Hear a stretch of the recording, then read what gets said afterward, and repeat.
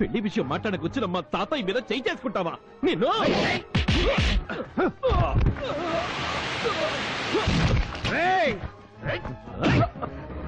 ముసలోడని కూడా చూడకుండా గుడ్డలు బాదినట్టు మీరు మనుషులేనా? ఆయన కొట్టడం కదా, దమ్ముంటే నన్ను కొట్టండి.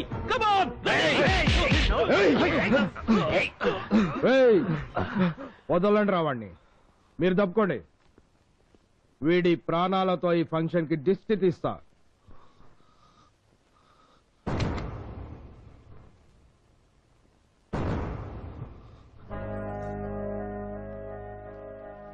కాల్చండి నాన్న, ఆగిపోయారే.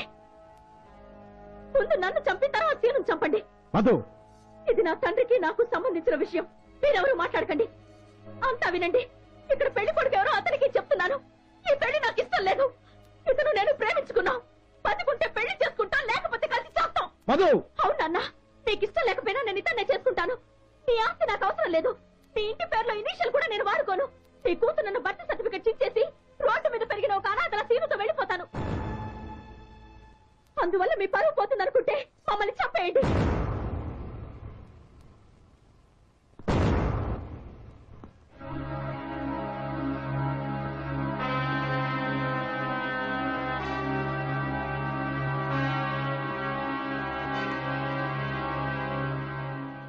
సారీ అమ్మా, నీది ఇంత డీప్ లో అనుకోలేదు. ఏదో ఈ వయసులో వచ్చే జనరల్ ఇన్ఫాచ్యుయేషన్ అనుకున్నా. కానీ ఇతని కోసం ప్రాణాలు ఇవ్వడానికి సిద్ధపడ్డావంటే your love is really great. I appreciate you. ఊరుకో. మీ అందరికీ నా కూతుర్ని చూస్తే ఏమనిపిస్తోంది? నాకు మాత్రం నా కూతుర్లో సిన్సియారిటీ కనిపిస్తోంది. నా కూతుర్లో అతనంటే కమిట్మెంట్ కనిపిస్తుంది. తన ప్రేమ కోసం, ప్రేమించిన వ్యక్తి కోసం ప్రాణాలు ఇచ్చేంత గొప్ప ప్రేమదేవత కనిపిస్తోంది. తన మనసులోని ప్రేమ స్వార్థం లేనిదని, స్వచ్ఛమైందని అర్థమవుతోంది. నా కూతురు నిన్ను నమ్మి అన్నీ వదులుకొని నీతో వస్తానంటుంది. మరి నిన్ను నేనెలా నమ్మాలి? నీ సిన్సియారిటీ నాకెలా తెలుస్తుంది? నువ్వు దాని ఒంటి మీద నగలు చూసి ప్రేమించావో లేక దాని ఆస్తి చూసి ప్రేమించావో నాకు తెలియాలి కదా. పూటకి 10 కూరలేసి పెట్టకపోయినా పర్వాలేదు.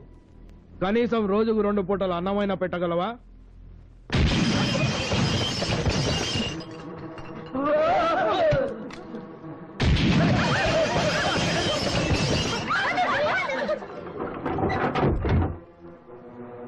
దాన్ని ఏసీ కార్లో ఎలాగూ తిప్పే ఛాన్స్ లేదు. కనీసం రిక్షా అన్న ఎక్కించగలవా? కలర్ టీవీ కొనుక్కునేంత థాట్ కూడా రావడానికి ఇబ్బంది పడే రేంజ్ నీది. నేలా బెంచి వదిలేసి అట్లీస్ట్ రిజర్వ్డ్ క్లాస్ లో నా కూతురికి సినిమా చూపించగల కెపాసిటీ ఉందా నీకు? డాడీ సింగపూర్ వెళ్తా, డాడీ మారిషస్ వెళ్తా అంటే ఎగ్జిక్యూటివ్ క్లాస్ టికెట్ తో ఫ్లైట్ లో పంపా. స్టార్ హోటల్లో ఉంచా. ఏసీ కార్ బర్త్డే గిఫ్ట్ గా ఇచ్చా. రోజుకో డ్రెస్ కొనిపెట్టా, డ్రెస్ కో వాచ్ సెలెక్ట్ చేశా. ఇవన్నీ వదులుకొని నీ దగ్గరకు వస్తానంటుంది నా కూతురు. What can you do for her?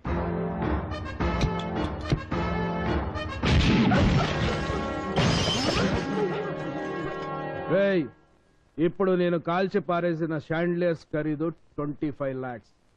Seconds లో పెంకులు చేశా. నీ లైఫ్ లో అంత అమౌంట్ గురించి కలగని కూడా ఉండవు. నువ్వు నా కూతుర్ని ప్రేమించింది నిజమైతే, నా కూతురుతో నువ్వు నిజంగా కలిసి 7 అడుగులు నడవాలనుకుంటుంటే నీ చిరిగిన చెప్పులు తీసేసి ఈ 25 లక్షలు విలువ చేసే గాజు పెంకుల మీద 10 అడుగులు నడుచుకుంటూరా. స్వయంగా నేనే నీ కాళ్ళు గడిగి కన్యాదానం చేస్తాను. కమాన్.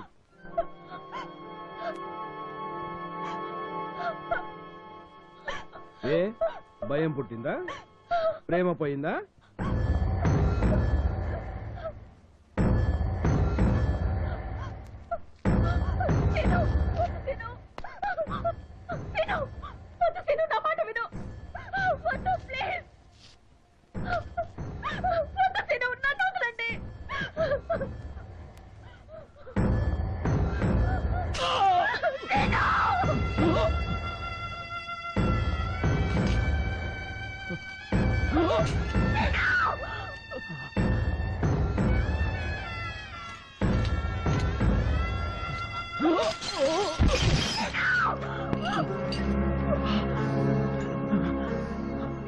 రెండు అడుగులు కూడా వేయలేనోడివి నీకు ప్రేమ ఎందుకురా?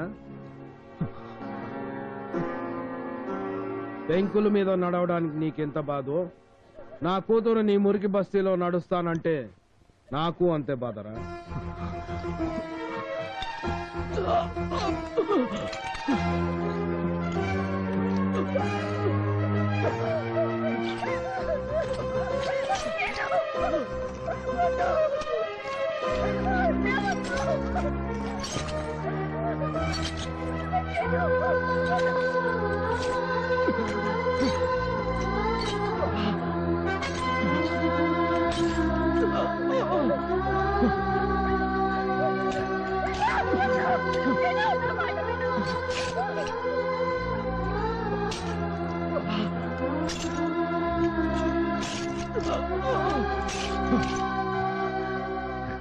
రే 7 అడుగులు కాదు, నా మధు కోసం 7 సముద్రాలు దాటి రమ్మన్నా వస్తాను. నీ పాపిష్టి చేతులతో నా కాళ్ళు కడగన అవసరం లేదు, కానీ కన్యాదానం మాత్రం చెయ్యి. నీ కూతురి చేతిని నా చేతిలో పెట్టు. పెట్రా!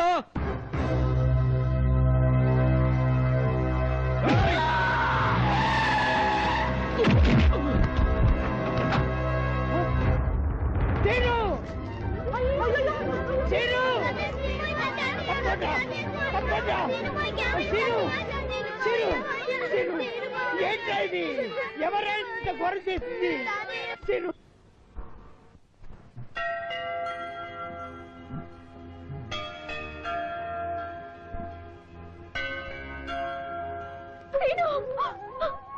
ఎలా ఉంది తాతగారు?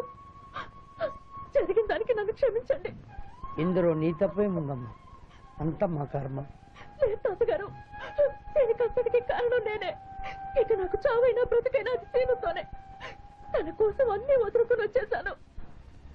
అవును తాతగారు, మా ఇంట్లో వాళ్ళు బలవంతంగా నాకు వేరే పెళ్లి చేయాలని చూస్తున్నారు.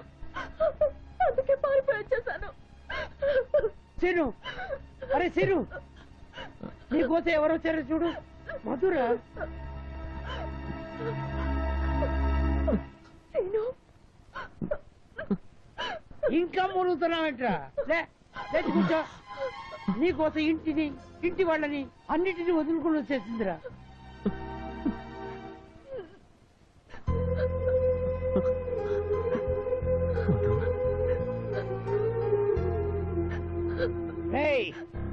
వాళ్ళు మనల్ని కొట్టే దెబ్బలు మందు రాస్తే తగ్గిపోతాయిరా. మందేసిన మాయని దెబ్బ కొట్టాలరా వాళ్ళని.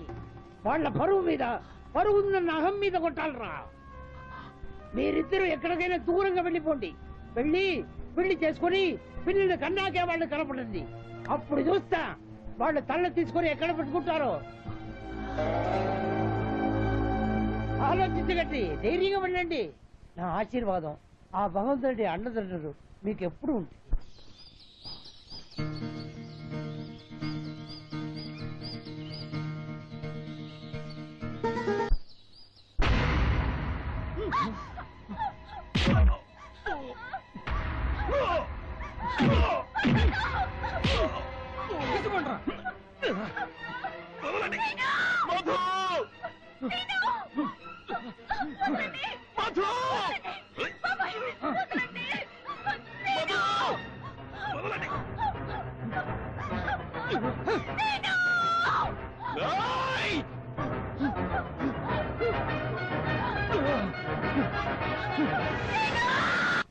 మీ నాన్నగారి మాట కాదని పెళ్లి చేసుకున్నావనే ఆవేశంలో వాళ్ళు తొందరపడి అలా చేశారే గాని నీ మీద కోపంతోనూ నిన్ను బాధ పెట్టాలనో కాదమ్మా. అవునరా, నువ్వంటే మాకెంత ప్రాణమో నీకు తెలుసు. మేం చేసింది పొరపాటే. మా మీద కోపం ఉంటే మమ్మల్ని కొట్టు, అంతేకాని నువ్వు కడుపు మార్చుకోవద్దురా. 3 రోజుల నుంచి ఏదీ తినలేదు. ఈ విషయం మీ నాన్నగారికి తెలియకుండా ఎలాగో దాచాం. ఆయనకి తెలిస్తే తట్టుకోలేరమ్మా. ఒక్క ముద్ద తినా. అందరినీ ఏడిపిస్తూ నువ్వేడుస్తూ ఇలా పస్తులుండి ఏం సాధిస్తావు? అబ్బా మీరు ఊరుకోండి. తిందా మమ్మ కాదు, ఒక్క ముద్ద తినమ్మా.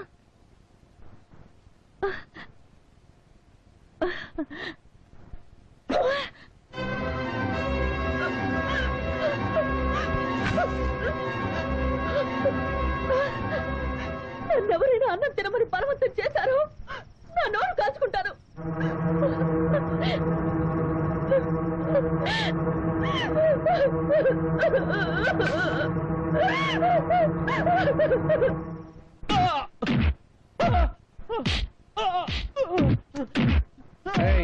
ఇచ్చిన చాలు కానీ అలా తీసుకురండి.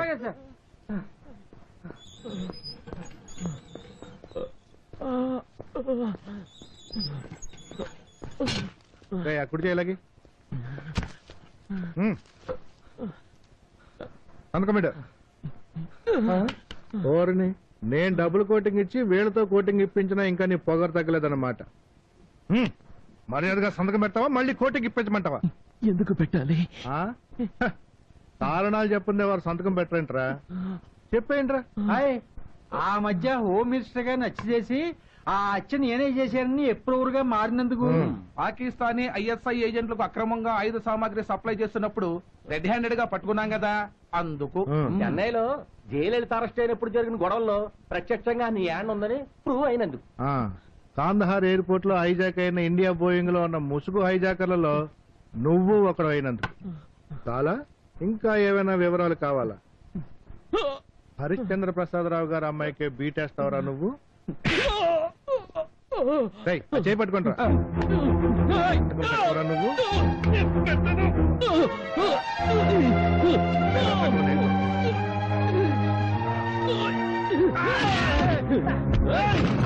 పట్టుకుంటా.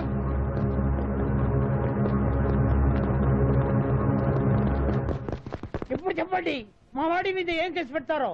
కిడ్నాపర్ కేసు పెడతారా, టెర్రరిస్ట్ కేసు పెడతారా, లేక నక్సలైట్ కేసు పెడతారా? చెప్పండి. ఏదైనా కేసు పెట్టాలనుకుంటే నేను పెట్టాలండి. అమాయకుడైన నా మనవాడిని అరెస్ట్ చేసి సెల్లో వేసడానికి మీ మీద కేసు పెట్టాలండి. ప్రేమించి పెళ్లి చేసుకున్నాక నా మనవాడిని కొట్టి వాడి భార్యని తీసుకెళ్లేందుకు వాళ్ళ మీద కేసు పెట్టాలి. నల్లా ఇరుకు, రొంబ నల్లా ఇరుకు. రెడ్డి గారు, సిఏ గారు ఇప్పుడు ఏం మాట్లాడారండి? ఏం లేదురా, ఆ ముసలోడు చెప్పిన కథ చాలా బాగుందన్నాడు. ఇంతకే ఆయన మాట్లాడింది ఏ భాష అండి? సంస్కృతమా? అదే బెంగాలీ. బెంగాలీయా? ఆ భాష ఈయనకి ఎలా తెలుసండి? కర్ణాటక బోర్డర్ లో కొంతకాలం పనిచేశారు కదా. అంటే కర్ణాటకలో బెంగాలీ భాష మాట్లాడతారన్నమాట. మరి బాగుంది పెద్ద ఆయన, చాలా బాగుంది. నువ్వు చెప్పిన story same to same, frame to frame ఏ నిర్మాతకైనా చెప్పావనుకో, సినిమా సిల్వర్ జూబ్లీ అంటే నమ్ము. మంచి సెంటిమెంటల్ లవ్ స్టోరీ, ట్విస్టులు కూడా బాగున్నాయి. ఇప్పుడు చెప్పింది కట్టు కదా అంటారా? హిట్ కథ అంటున్నాను. కథలు చెప్పుకోవాల్సిన కర్మ అవసరం మాకు లేవు. ఇప్పుడు నేను చెప్పిందంత పచ్చి నిజం. కావాలంటే అమ్మాయిని అడిగి తెలుసుకోండి. తెలుసుకుంటా.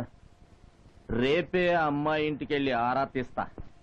తాను గనక మీరు చెప్పిన స్టోరీ రీల్ స్టోరీ కాదు, రియల్ స్టోరీయే, తన పేరెంట్స్ వాళ్ళని విడదీయాలనుకున్న మాట నిజమే అని చెప్పిందనుకోండి, వాడెబ్బా ఎవడడ్డం వచ్చినా అమ్మాయిని తీసుకొచ్చి మీ మనవడికి అప్పచెప్పి మీరు చెప్పినట్టుగా వాళ్ళ మీద కేసు పెడతా.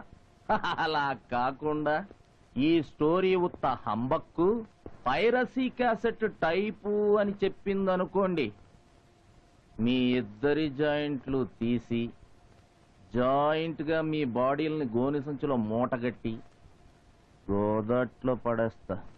ఓకేనా? ఓకే. ఓకే.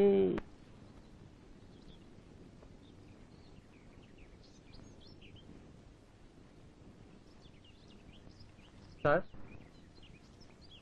అయ్యగారు రమ్మంటున్నారండి. Good morning sir. Good morning. I'm Balaram, inspector of police. కూర్చోండి. Thank you. అవును, మీకు మాతో పనుండే వచ్చాను. మొన్న 12వ తారీఖున మీ అమ్మాయిని కిడ్నాప్ చేశాడని సీను అనే కుర్రాడి మీద కేసు పెట్టారు కదూ? అవును. ఇప్పుడు ఆ కుర్రాడు తాతగారు వచ్చి మీ అమ్మాయి కిడ్నాప్ ఎపిసోడ్ అంతా ఒట్టి బోఫోర్స్ అని, ఆ కుర్రాడు మీ అమ్మాయి ఇద్దరు మేజర్స్ అని, వాళ్ళు పెళ్లి చేసుకోవటం ఇష్టం లేని మీరు బలవంతంగా వాళ్ళని విడదీశారని, ఆ కుర్రాడిని చావుగొట్టి రివర్స్ లో కేసు పెట్టారని కంప్లైంట్ చేశాడు. అంతా పచ్చి అబద్ధం సార్. ఆ రాస్కల్ డబ్బు కోసం నా కూతుర్ని కిడ్నాప్ చేశాడు. అంటే వాళ్ళ మాటలు నమ్మి మమ్మల్ని అనుమానించి ఇక్కడికి వచ్చారా?